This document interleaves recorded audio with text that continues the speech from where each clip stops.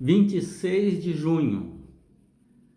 Revolta por causa da deusa Diana, em Éfeso. Houve um problema seríssimo ali. Está relatado em Atos 19, 21 até Atos 20, verso 1. Diz assim: grande alvoroço começou acerca do evangelho que Paulo havia pregado ali. Porque Paulo, no seu evangelho, nunca deixou de pregar a verdade total, mesmo que fosse impopular. E no caso aqui, o que pegou mesmo na cidade, afetando a parte econômica da cidade, que vivia do turismo e também da venda de imagens da deusa Diana, foi ele pregar o segundo mandamento da lei de Deus: não farás para ti imagem de escultura, nem coisa alguma que existe em cima dos céus, sobre a terra, nem debaixo do mar. Porque Deus não terá por inocente aquele que adorar ídolos. Então, grande parte da cidade aceitou este evangelho, essa boa notícia. Nenhuma pessoa, nenhum ídolo pode ficar entre Deus e o ser humano. E eles achavam que esse ídolo, a deusa Diana, tinha caído do planeta Júpiter. Então era a padroeira da cidade. E muitos turistas vinham ali para comprar um nicho da deusa Diana, visitar o teatro da cidade, que era uma das 7 maravilhas do mundo antigo. Lindíssimo, imponente. Então, nesse trecho aqui, diz assim que uns ourives fabricavam e vendiam imagens dessa deusa. E eles começaram a perceber que caiu bastante o movimento deles. Eles não estavam conseguindo vender tanto. Não vinha tanto turista mais ali. A coisa ficou diferente depois que esse tal Paulo, por 3 anos, ficou ali pregando. E eles então incitaram a multidão a irem ao teatro da cidade. E ali, eles com muito ódio, prenderam os assistentes de Paulo que estavam ali trabalhando na área espiritual, Caio e Aristarco. E a multidão começou a gritar por 2 horas: grande é Diana dos Efésios, a imagem que caiu de Júpiter. Então, uma revolta, uma confusão na cidade. Uns gritavam de uma coisa, outros gritavam de outra, e muitos estavam ali por curiosidade, nem sabiam o que estava acontecendo ali. Gritavam. O testemunho de Paulo na grande e sofisticada Éfeso foi tão eficaz que impactou um grande motor econômico da cidade: o turismo. focado no grande templo de Diana. O templo era uma magnífica estrutura composta de 127 pilares, e cada pilar tinha 20 metros de altura, e feitos de mármore paros, um tipo de mármore branco puro muito valorizado para esculturas. 36 desses pilares, eles foram esculpidos e revestidos de ouro. 36 pilares de 20 metros de altura, conferindo ao templo sua reputação como uma das 7 maravilhas do mundo antigo.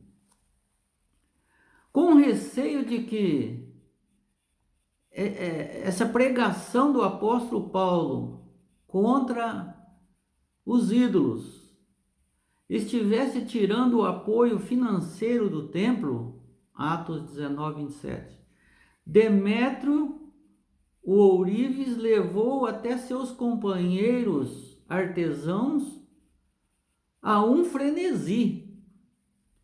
Uma multidão agitada se deslocou rapidamente para o mercado.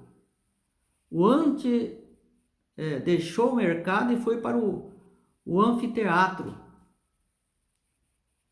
onde cabiam cerca de 25 mil pessoas nesse anfiteatro. E ali, durante 2 horas,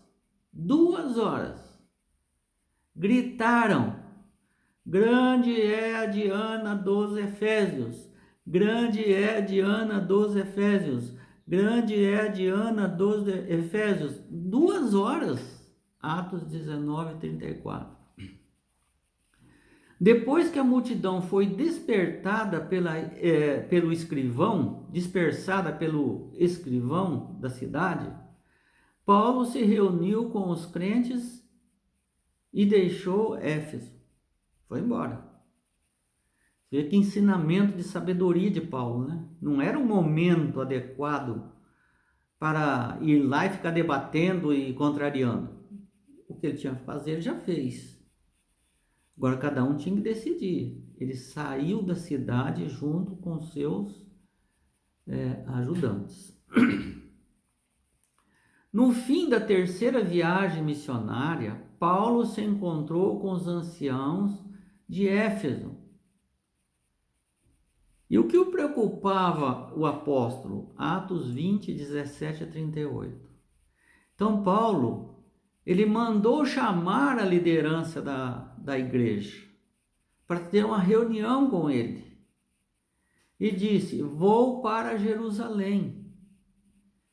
E lá me esperam grandes provações. Não me vereis mais meu rosto. Dando a entender que ele iria ser assassinado. Virão entre vocês tenham cuidado, vigiem, porque virão entre vocês, e até entre vocês mesmos que estão me ouvindo aqui, lobos devoradores com mentiras, fazendo com que as pessoas acreditem em um outro evangelho, aquele evangelho misturado com opiniões humanas. E vocês sabem como eu passei esses 3 anos aqui. Eu me comportei com vocês com toda a santidade. Eu trabalhei com minhas mãos fazendo tendas e vendendo para as nossas despesas aqui dos evangelistas que estiveram comigo. E pudemos ajudar até pessoas mais pobres que necessitavam. Uma possível cronologia do relacionamento de Paulo com Éfeso pode ser descrita na ordem a seguir. Veja, todas essas datas foi depois de Cristo. Ano 52, a primeira e breve visita de Paulo a Éfeso, Atos 18. Anos 53 até 56, o ministério de 3 anos de Paulo em Éfeso, Atos 19. Ano 57, enquanto esteve em Mileto, Paulo se reuniu com os anciãos de Éfeso, que foram até Mileto, Atos 20. E no ano 62, Paulo escreveu a carta aos Efésios, provavelmente da prisão de Roma.